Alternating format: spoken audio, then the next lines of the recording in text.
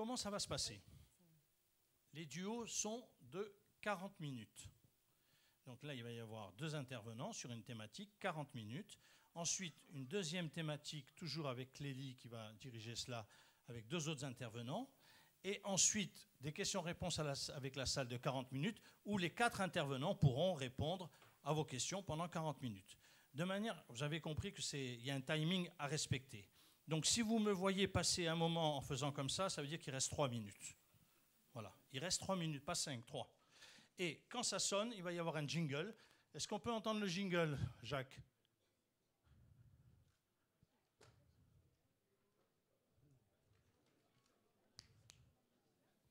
Le jingle.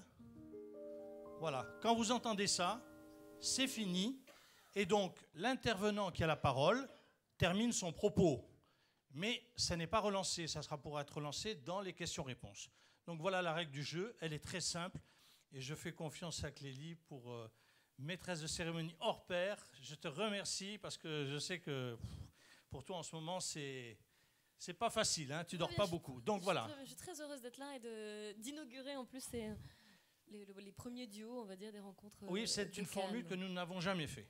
En plus. Bien, donc Jérémy, tu peux faire partir le Facebook Live et la parole est à toi, Clélie. Eh bien, bonjour à tous, encore une fois. Très heureuse d'être là aujourd'hui, cet après-midi, pour inaugurer avec vous ces rencontres de Cannes. Demain, l'humain, c'est vaste, c'est beau. Étienne Klein en a mieux parlé que je ne le ferai, donc je ne vais pas m'étendre là-dessus. Et puis, je vais laisser la parole très vite à Jean-Pierre Dupuis et Fabrice Flippo, puisque le premier duo s'intitule Climat et énergie. Nous avons 40 minutes, c'est un vaste challenge qui nous attend en 40 minutes. On pourrait en parler pendant des heures, des semaines, des années peut-être même. Et finalement, on n'a pas de temps que ça. Et voilà. Alors, Fabrice Flippo et Jean-Pierre Dupuis, vous êtes tous les deux philosophes. On va prendre de la hauteur. On va commencer, non pas avec vous, Fabrice Flippo, si vous le voulez bien, mais avec Jean-Pierre Dupuis.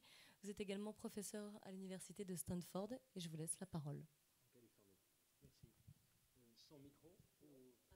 Avec micro, d'accord. Merci bien. À moins que vous vouliez pousser la voix. Et il est impossible nécessaire d'avoir cette lumière dans les yeux. Bon. Oui. OK. Merci beaucoup d'abord à François Lapéroux pour où est-il, justement parce qu'on ne vous voit pas, vous savez, là, avec la lumière, pour cette invitation qui me fait très plaisir. Ah, voilà, oui. Et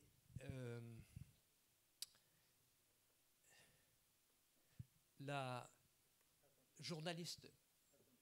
Qu'est-ce qu'il y a? Oui. Ça, c'est le micro de Clélie, et là, tu es assis sur le tien. Ah. Oui, alors. Attendez. D'accord. Oui. Bon. Oui. D'accord. Bon. C'est un joli commencement. La journaliste canadienne, que vous connaissez peut-être de nom au moins, Naomi Klein, a publié il y a 2 ou 3 ans un livre qui s'appelle en anglais, je traduis en français, Cela change tout. Sous-titre est plus explicite, le capitalisme contre le climat. Bon, ce livre d'ailleurs a été l'une des bases de la rédaction de l'encyclique du pape François, Laudato Si.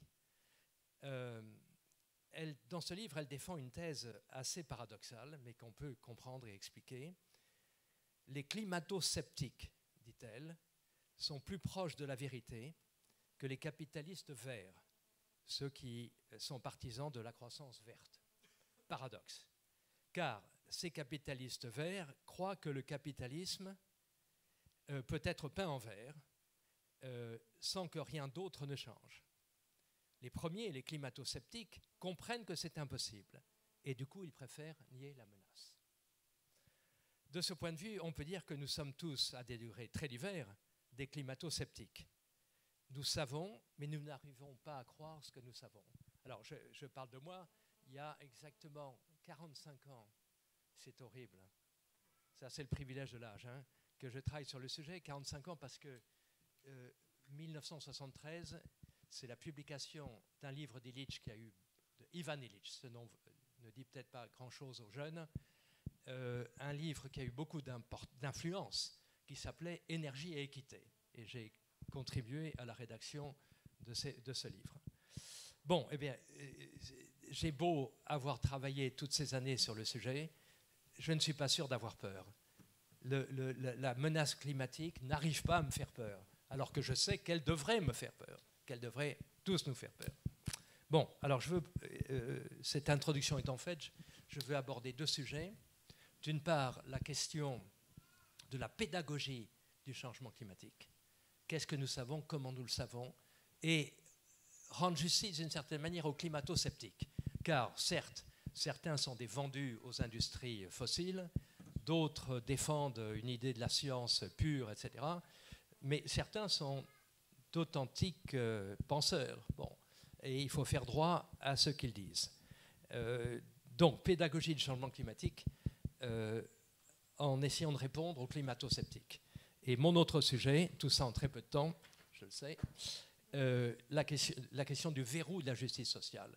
Peut-on imaginer même ce qu'on appelle, d'un mot que je n'aime pas, enfin, une transition écologique, sans d'abord avoir une société juste? Alors, le climato-sceptique et pédagogie du changement climatique. Sur des centaines de milliers d'années, alors vous voyez, là on était à des milliards d'années. Sur des centaines de milliers d'années, il y a deux courbes qui sont parfaitement parallèles l'une à l'autre. Les variations de température du globe, d'une part, et d'autre part, les variations de la teneur en gaz à effet de serre dans l'atmosphère. La température croît et la teneur en gaz à effet de serre croît en même temps. Elles décroissent en même temps. Il y a un écart entre les deux d'environ un siècle. Impressionnant.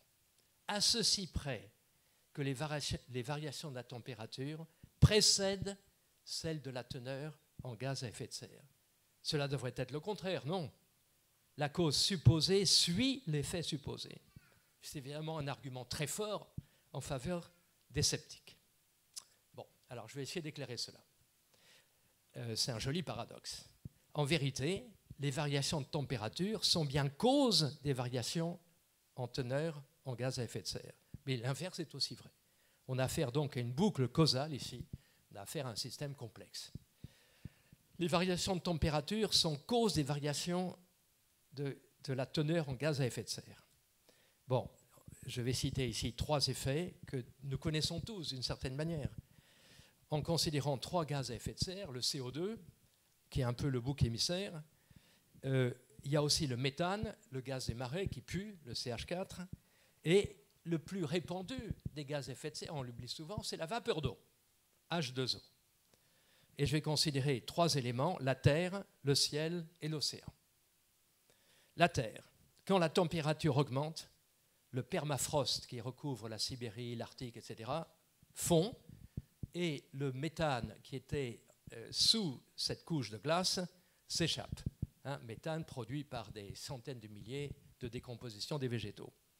Un autre effet qui ne passe pas d'ailleurs par les gaz à effet de serre, c'est que lorsque la température augmente, la banquise et les glaciers, nous le savons bien, fondent, la Terre devient plus noire et elle absorbe donc plus de chaleur. En été, au mois de juillet, vous ne vous habillez pas en noir en général, vous vous habillez en blanc. Bon. Le ciel, l'atmosphère. Quand la température de l'atmosphère augmente, elle absorbe plus de vapeur d'eau. New York City en août, Rio de Janeiro en février, 45 degrés, 100% d'humidité. Bon. L'océan, quand sa température augmente, il relâche plus du gaz carbonique qu'il contient. Je viens de décrire un système purement naturel. L'homme n'y est pour rien. C'est un amplificateur des variations de température. Quand la température augmente, puisqu'il y a plus de gaz à effet de serre et que la Terre devient plus noire, la température augmente encore plus. Quand la température décroît, elle décroît encore plus. On parle, en théorie des systèmes, d'effet de feedback positif. Positif, ça veut dire, non pas que c'est bien, mais ça veut dire que l'effet renforce la cause. C'est un système auto-renforçant. Ce que je viens de décrire, c'est le système purement naturel. L'homme n'intervient absolument pas là-dedans. Mais alors, se greffe sur ce système l'action de l'homme qui produit des gaz à effet de serre, qui augmente la température. Et cette augmentation de la température est amplifiée par le système naturel. Bon, je vais arrêter là, je pourrais passer des heures à rentrer dans les détails. Je ne vais pas le faire, mais je veux poser une question. Est-ce que vous saviez cela? Quelqu'un vous l'a-t-il jamais expliqué? Et n'est-il pas essentiel de le comprendre? Ce qui est en cause ici, c'est que la science et la technique ne font pas partie de ce qu'on appelle la culture. Les médias font ce qu'ils peuvent, la radio surtout. Mais en dehors de l'émission d'Étienne, alors c'est bien parce qu'il n'est pas là que je lui fais des compliments, en dehors de l'émission d'Étienne Klein sur France Culture, trop souvent la science est présentée comme une série de faits, voire d'exploits techniques, alors que ce sont les idées de la science qui devraient être présentées et assimilées. Ici, c'est l'idée de feedback positif, de système fermé sur lui-même, etc. Il y va, je pense, de la possibilité d'une démocratie scientifique et technique, tout simplement. Autre sujet. Tout ça, il faut vraiment accélérer. 2 minutes pour l'autre sujet, qui est pourtant essentiel.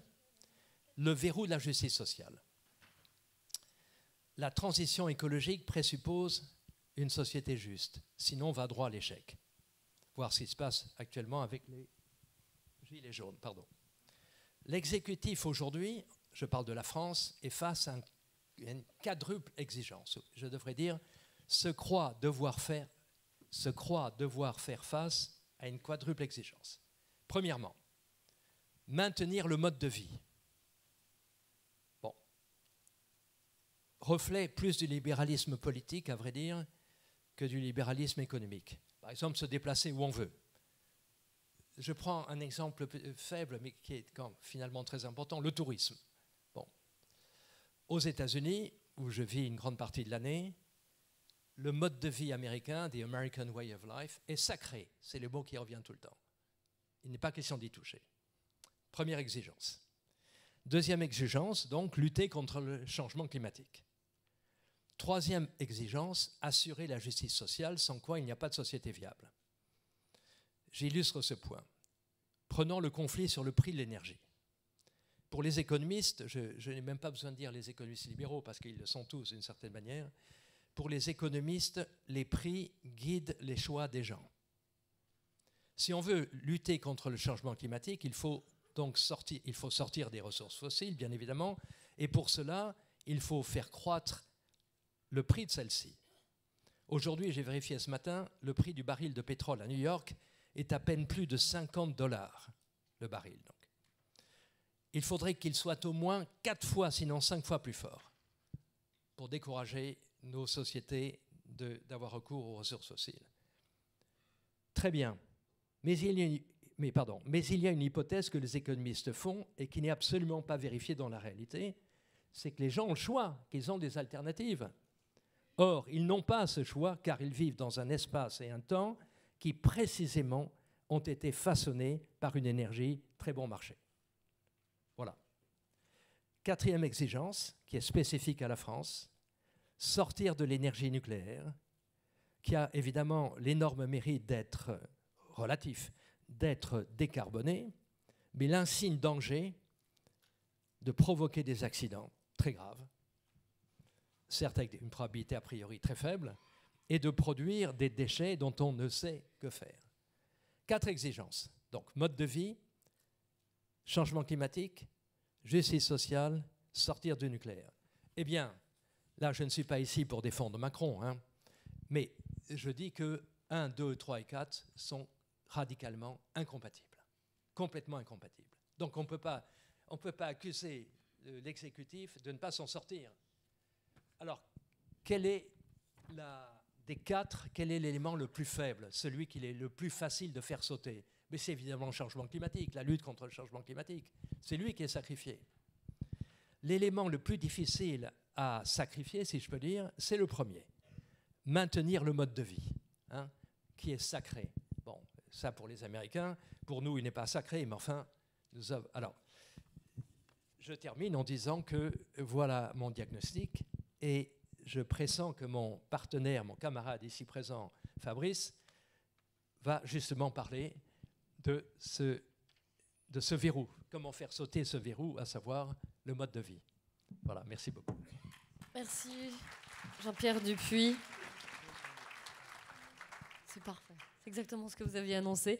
Fabrice Flippo, je le rappelle, vous êtes philosophe spécialiste en soutenabilité. Et je vous laisse aborder, comme disait Jean-Pierre Dupuis, plutôt le volet remède.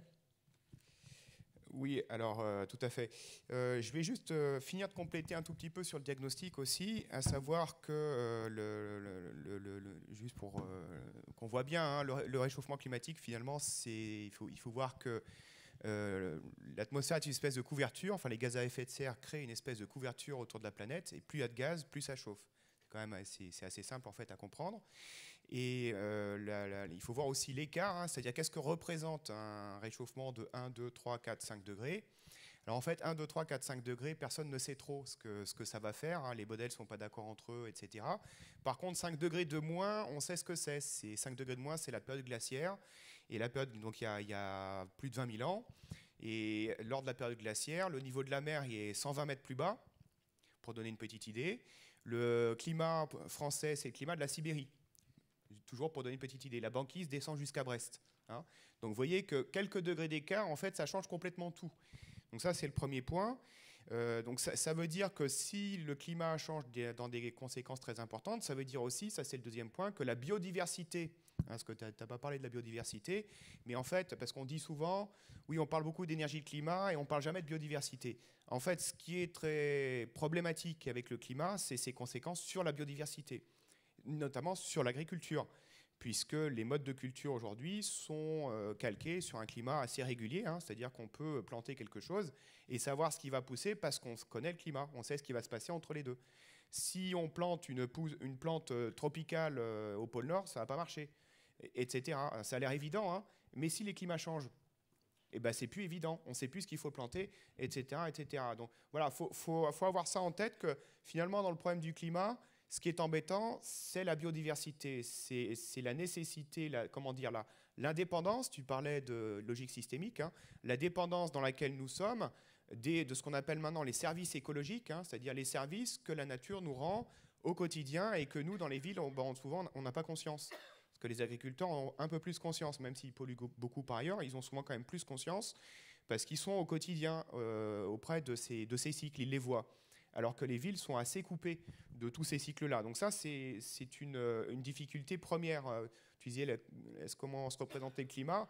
Plus généralement, notre insertion dans la nature est ce qui fait défaut dans notre quotidien. C'est dans nos pratiques, dans nos manières de se déplacer, etc.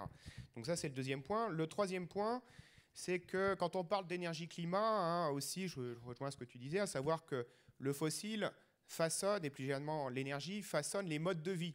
C'est-à-dire quand on regarde le mode de vie français, États-Unis c'est pire, mais français on est quand même pas mal. Hein. On est le pays par exemple en Europe dans lequel les modes de vie sont les plus étalés sur le plan des kilomètres parcourus.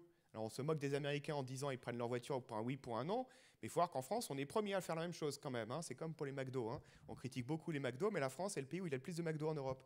Donc il faut se représenter les choses comme la réalité, quoi, hein.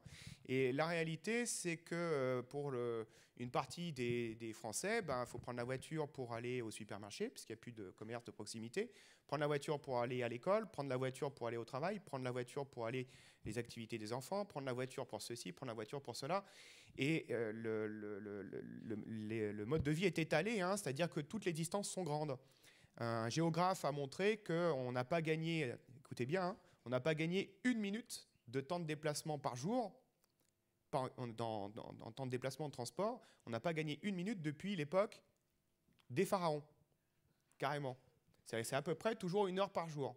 On fait plus de kilomètres dans cette heure-là, mais donc on se déplace plus vite, mais on n'a pas gagné de temps. Ça veut dire qu'à chaque fois qu'il y a un petit peu plus de temps gagné, on va habiter plus loin, etc. etc. C'est le prix du foncier, c'est toutes ces choses-là, quoi, hein. Et ça se mesure dans les statistiques, dans les enquêtes de transport. Voilà, donc c'est tout un mode de vie en fait qui s'est industrialisé. Et une des raisons pour lesquelles aujourd'hui, évidemment, je vais te rejoindre sur les gilets jaunes, mais une des raisons pour lesquelles aujourd'hui on a cette question de justice sociale, c'est que les modes de vie pauvres aussi se sont industrialisés. C'est-à-dire que les riches ont, grosso modo, je fais vite hein, dans le temps imparti, mais les riches ont les meubles en bois, et les pauvres ont les meubles Ikea. Les riches ont les vestes North Face, les pauvres ont les vestes Decathlon, etc., etc. Donc il y a une apparence de classe moyenne très large, parce que tout le monde a son vélo, les riches ont un bon vélo, les pauvres ont un vélo Decathlon, etc., etc. Hein. Donc il y a une apparence de mode de vie assez proche, alors qu'en réalité, il y a des écarts assez forts, et l'industrialisation, finalement, permet cette illusion. Hein.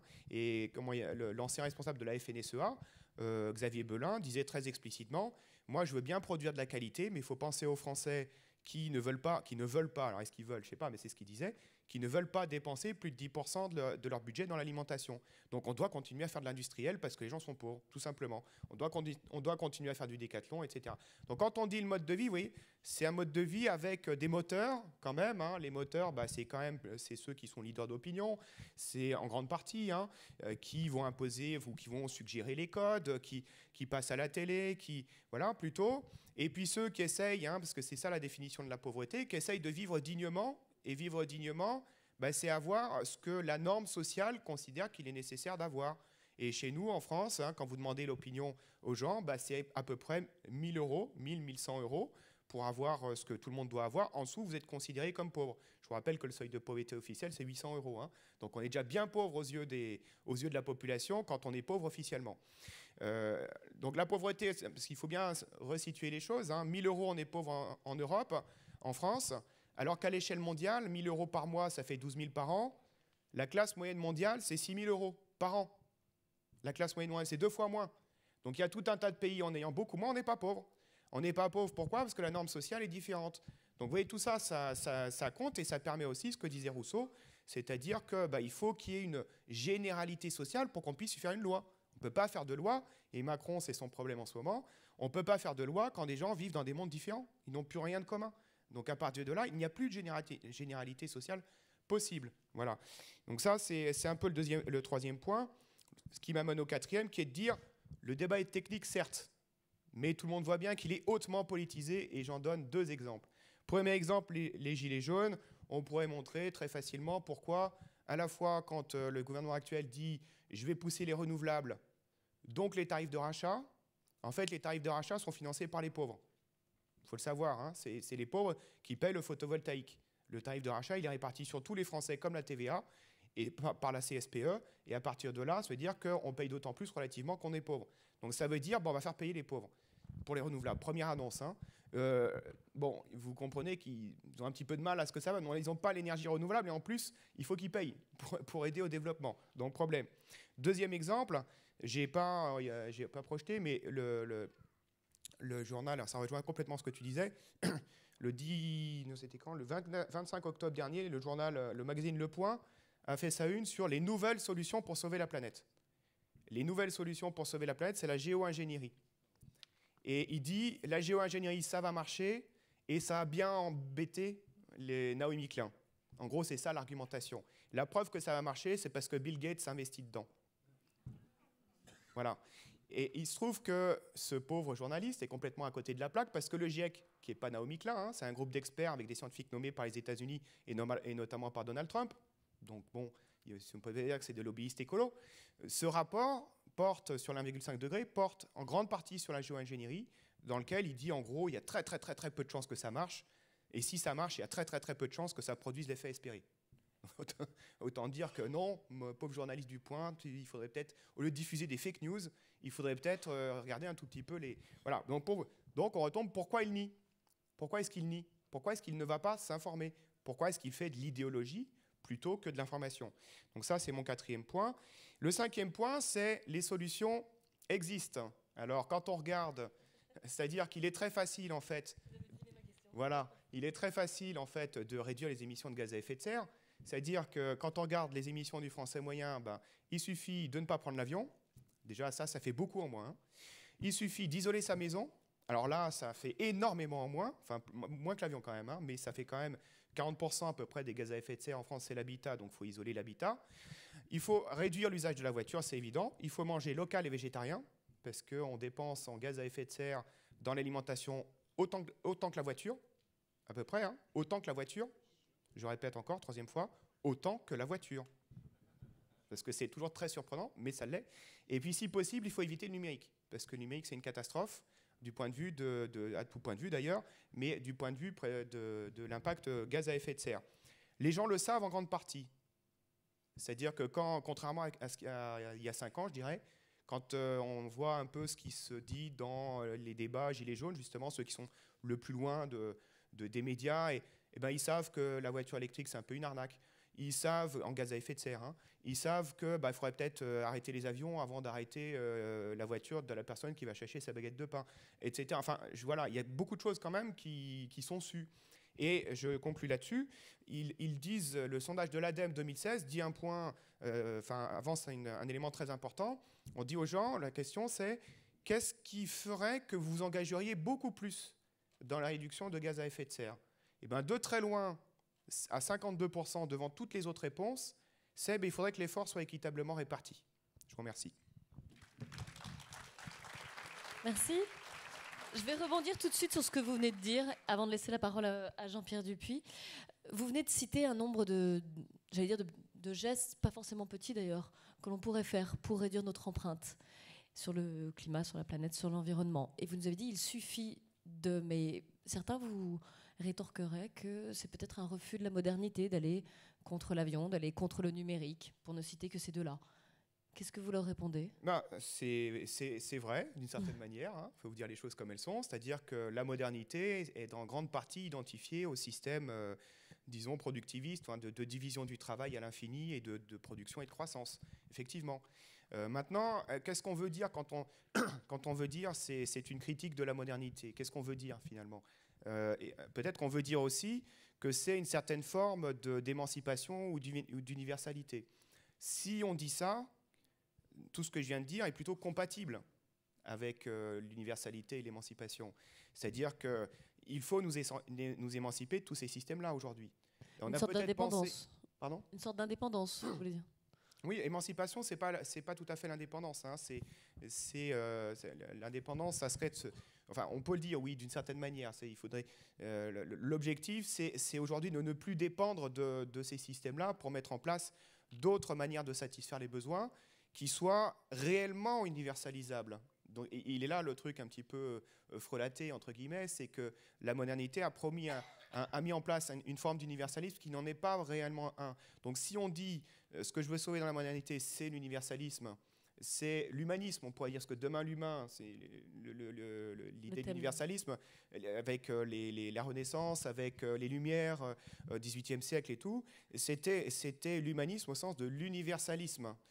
Donc les droits de l'homme, par exemple, hein, nul n'aime être opprimé, nul n'aime ne pas participer aux lois qui le gouvernent, etc., etc. Donc des droits universels, ça reste complètement valide. Et même c'est au nom de cet universalisme qui est largement partagé dans le monde, y compris par les sociétés non modernes, pré-modernes ou tout ce qu'on veut, contrairement à ce qu'a pu dire un certain discours colonial ou, disons, occidentalo-centré.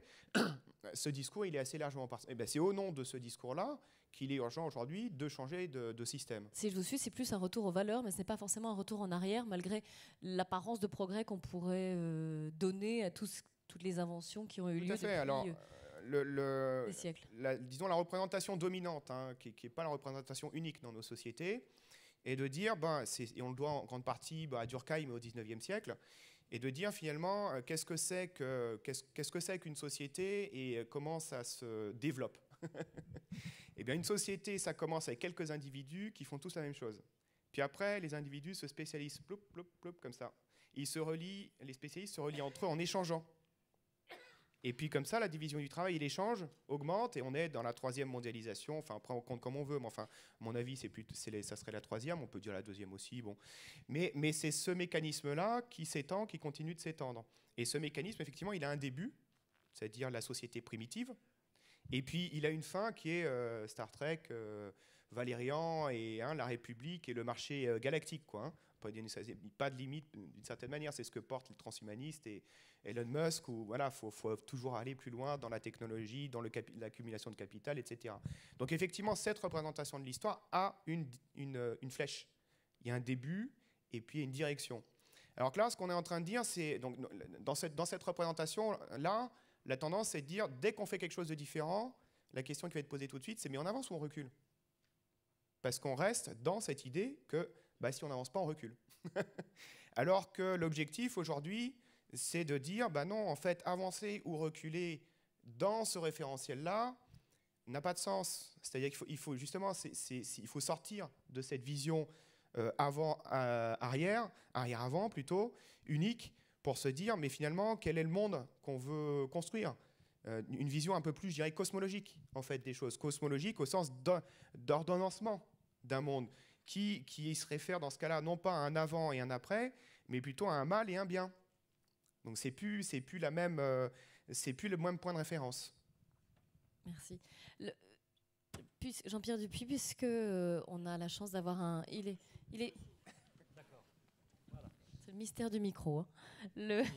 Puisqu'on a un public jeune, et je rebondis un petit peu sur le discours de Fabrice Flippo qui a fait l'effort d'aller vers des solutions, de l'optimisme, de l'avenir, de l'espoir. Et au contraire, vous nous avez parlé d'incompatibilité sur les quatre nécessités qu'il nous incombait pour faire au mieux pour notre planète. Est-ce qu'il n'y a pas quand même une note d'espoir quelque part que vous pourriez nous donner ? Mais l'espoir, c'est des gens comme Fabrice. Alors, je vais quand heureusement que vous êtes là. Quand j'entends Fabrice, j'applaudis des quatre mains, enfin. Et ça me fait penser à ce que je disais, alors je ne peux pas dire 40 ans, parce que, bon, quand je travaillais avec Illich, bon, c'était dans les années 70-80, à cette époque d'ailleurs, l'idée de la catastrophe écologique n'était pas encore très, très présente. La critique illichienne portait sur l'absurdité de notre mode de vie, justement. Hein. Donc, ce n'est pas notre mode de vie nous mène au bord du gouffre, c'était notre mode de vie nous rend aliénés, malheureux, etc. Le concept central d'Illich, même si vous n'avez jamais entendu parler d'Illich, vous connaissez sans doute deux mots qu'il a inventés, convivialité et contre-productivité. La contre-productivité, c'est que tous les systèmes qui sont, commencés par la santé, le système de transport, l'école, etc., tous ces systèmes qui ont été conçus pour produire le bien, alors, à la fois au sens économique du terme, un bien, mais aussi au sens moral du terme, finalement produisent le contraire, ils produisent le mal. C'est-à-dire, passer certains seuils de développement, inévitablement, la médecine rend malade, les transports immobilisent, l'école rend imbécile, et le système de communication rend sourd et muet. Bon, enfin, c'est ça la contre-productivité. Bon. Donc, vous comprenez, ce n'était pas la catastrophe, c'était tout simplement l'absurdité d'un système de mode de vie. Le premier choc pétrolier est arrivé. Bon, et tout d'un coup, Illich, qui avait énormément d'audience, enfin, a disparu des radars. Je dois ajouter aussi que là, pour la France, hein, car ce débat était à l'échelle mondiale, internationale, disons. Mitterrand est arrivé au pouvoir. Il a rassemblé toutes les forces de gauche, y compris l'écologie, et n'a rien fait de l'écologie, comme nous le savons tous. Bon. Donc il y a eu une sorte de disparition de ce genre de ce type de discours et de critique sociale. Alors, plus récemment, et dans un autre lieu, j'ai beaucoup travaillé en Californie avec un ancien disciple d'Illich qui s'appelle Jerry Brown et qui est le gouverneur de la Californie. Bon, il termine son deuxième mandat, alors, enfin c'est son quatrième en fait, à cause des les élections, là, le 2 janvier ce sera fini, mais pendant 8 ans il était gouverneur de la Californie et j'ai été son conseiller informel. Bon. Tout ça pour dire que ça n'a servi à rien. Bon, c'est ça le problème, si vous voulez. Ça n'a servi à rien. Alors, ça ne veut pas dire que c'est impossible. Vous ne croyez en aucune des solutions ? Mais ce que je crois, attendez, non, mais c'est pas ce que je crois. Je parle de choses, de gens de bonne volonté qui ont essayé de... Ça veut dire simplement que c'est extrêmement difficile. Bon, il ne faut pas dire que c'est... Voilà, c'est la seule chose. J'ai l'expérience de l'âge et quand même de l'approche du pouvoir, enfin d'un pouvoir quand même particulier. La gouvernance de la Californie, c'est quand même pas rien. La Californie, si c'était un État-nation, ce serait le 5e, économiquement parlant, en termes de... Bon, c'est quand même pas rien. Bon. Donc, ces échecs, quand même, n'incitent pas à l'optimisme. Mais je reste optimiste. Et c'est pourquoi j'écoute avec la plus grande sympathie un discours comme celui de Fabrice. Voilà. Bon. Est-ce que vous avez été découragé, Fabrice? Je dirais que non, pas forcément. Pourquoi? Parce que Moi non plus. Moi non plus. Simplement que j'ai l'expérience d'échec. Voilà. Bon. Oui, non, mais parce que du passé, on ne peut pas tirer l'avenir. Donc, je veux dire, ce que disait, c'est ce que disait Serge Moscovici aussi, hein, donc pas le père du ministre, pas le ministre. Oui.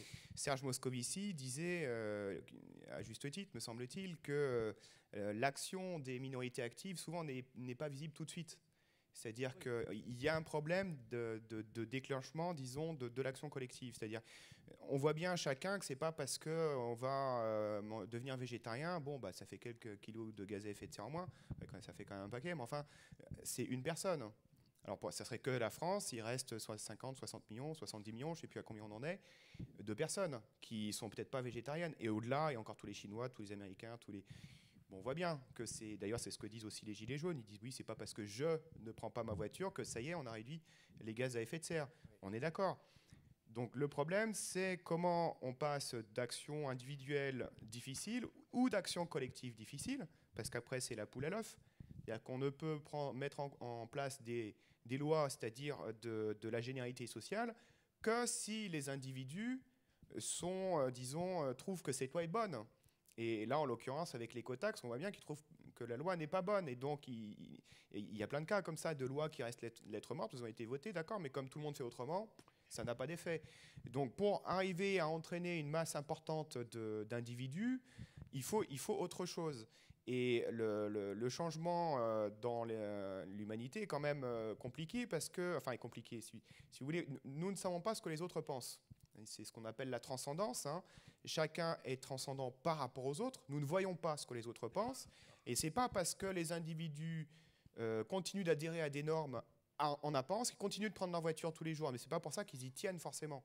D'ailleurs, c'est ce que disent les Gilets jaunes. Ils disent, oui, on prend la voiture, d'accord, pas le choix, mais on n'y tient pas. Non, mais bien sûr. Et je finis juste. Hein, mais le problème, c'est...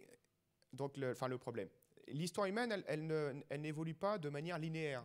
C'est qu'il peut y avoir comme ça pendant un certain temps des idées qui circulent, des gens qui adhèrent pas et tout. Puis un jour, il va se passer un événement. Moi, l'exemple que je donne souvent, c'est la chute du mur de Berlin, avec un historien spécialiste de l'Union soviétique qui, en août 1989, disait l'Union soviétique, il y en a encore pour des décennies. En août 89. Oui. 2 mois plus tard, il n'y avait plus rien. Donc, c'est-à-dire qu'on ne sait pas si l'histoire ne peut pas s'accélérer à un certain moment. Sous l'effet, par exemple, un président qui a l'idée de mettre en place une taxe carbone et tout le monde se met à parler de carbone, par exemple, ce qui jusque-là n'était pas le cas. Donc il y a eu un effet de seuil là. Hein. Moi je crois beaucoup à l'effet de seuil de ce type-là. Cet effet de seuil, moi je le vois, le plus probable, ce sera une catastrophe climatique, qui fera que les gens... Mais oui, mais si on pouvait éviter... On reste dans le sombre. Non, parce que les catastrophes ont parfois des effets... La Révolution française fut une catastrophe, au sens... Non, mais au sens mathématique, quasi mathématique du terme. Qu'est-ce que c'est qu'une catastrophe? C'est un mouvement continu qui produit une discontinuité. Bon, ben, voilà. Alors, Tocqueville a bien montré que c'est l'Ancien Régime qui a produit la Révolution française. Hein, c'est l'Ancien Régime. Ça n'a pas été quelque chose qui est tombé du ciel. L'Ancien Régime a préparé la Révolution française. Mais la Révolution française, c'est le crayon là qui pique, hop, qui au bord tombe. Bon, voilà. Alors, moi, je crois que c'est une catastrophe de ce genre, à la fois au sens mathématique et au sens ordinaire du terme, quelque chose qui fait mal, qui fera qu'on pourra prendre conscience. Mais j'ai une autre question à poser à Fabrice. Le climat, c'est évidemment une question au niveau du globe. Hein. Bon. D'ailleurs, entre nous, l'expression « sauver la planète » est à bannir complètement. La planète, elle s'en fout, elle a encore 4 milliards d'années devant la planète. Enfin, c'est ridicule de parler de sauver la planète. C'est sauver l'humanité, éventuellement sauver la vie. Bon, mais pas la planète. La planète s'en fiche. Bon, qu'est-ce que je voulais dire? Vous aviez une question pour Fabrice. Oui, une question pour Fabrice. Et on terminera là-dessus, d'ailleurs. Pour Fabrice. Bon, le climat est une chose qui passe les frontières, et en particulier des pays comme les États-Unis. Bon, enfin, surtout les États-Unis. Bon, comme je le disais en passant, je crois d'ailleurs même que c'est dans un des amendements de la Constitution américaine, la préservation du mode de vie. Bon, oui, absolument. Et donc les Américains, en tout cas, ne sont absolument pas prêts à changer de mode de vie. Mode de vie qui est d'ailleurs différent d'une autre, hein, puisque la banlieue, c'est là où les gens de la classe moyenne habitent, hein, ce n'est pas les pauvres, et ils prennent des transports en commun, bien souvent, pour aller au centre de la ville, etc. C'est la maison individuelle, mais alors c'est quand même autant de voitures qu'il y a de membres dans la famille. Un couple avec 2 enfants, c'est 4 voitures, bon, et tout ce qui s'ensuit. Ils ne sont pas prêts à en changer. Alors, comment est-ce que le verrou américain peut sauter? Bon, déjà, on voit bien. Il est évident, ça tout le monde l'admet, Trump n'est pas une cause, c'est un symptôme, c'est un effet. Hein. On va laisser, il reste 2 minutes donc pour la réponse de Fabrice. Oui, j'élargirai même aux États-Unis. D'autres modèles. Oui, non, mais parce que là, on passe, on va dire, disons, d'une analyse à de la futurologie ou de la prophétie, quoi. Hein, ce qui ouais, en fait, c'est un autre métier que celui que je fais. Mais Savoir se réinventer. oui, voilà, mais non, c'est pas le genre de choses que je pourrais pas prédire. Comment, évidemment, si une rupture va se. Mais comment faire? Non, comment faire pour faire sauter ce verrou américain? Oui, comment sortir de cette impasse? Quand je vois que quand même les États-Unis sont le 2e investisseur mondial dans les énergies renouvelables, quand je vois tout un tas d'exemples aussi d'individus qui choisissent de se couper off the grid, comme ils disent, hein, se couper du réseau pour avoir un mode de vie plus local, bon, on pourrait prendre plein d'exemples. Après, on va dire oui, mais ils sont minoritaires. Mais on retombe donc sur le problème dont je parlais tout à l'heure, c'est-à-dire comment on passe de la minorité à la majorité. Hein. Mais je voulais juste ajouter, parce qu'il reste presque plus de temps. Oui, voilà. Il y a une deuxième raison quand même pour... voilà. Juste une phrase, hein, il y a une deuxième raison sur le pourquoi en fait hein, de changer, c'est que la négation, être dans le scepticisme et la négation est fatigant. Et qu'en fait on est bien plus heureux et bien plus, comment dire, on est plus en accord avec soi-même quand on prend en compte tout ça et qu'on en tire un certain nombre de conclusions. Oui. Enfin, moi, quand j'entends pessimiste, c'est parce que contre toi que je dis ça. Pessimiste, optimiste, je pense au mot de Bernanos dans Les grands cimetières sous la lune. Le pessimiste, l'optimiste est un imbécile heureux et le pessimiste un imbécile malheureux. Bon, je crois qu'il faut être ni pessimiste ni optimiste. Il faut trouver une voie autre. Hein. C'est bon. Voilà. Et ben on terminera là-dessus. Merci beaucoup sur cette conclusion. Merci à vous deux. Jean-Pierre, Fabrice, voilà, venez.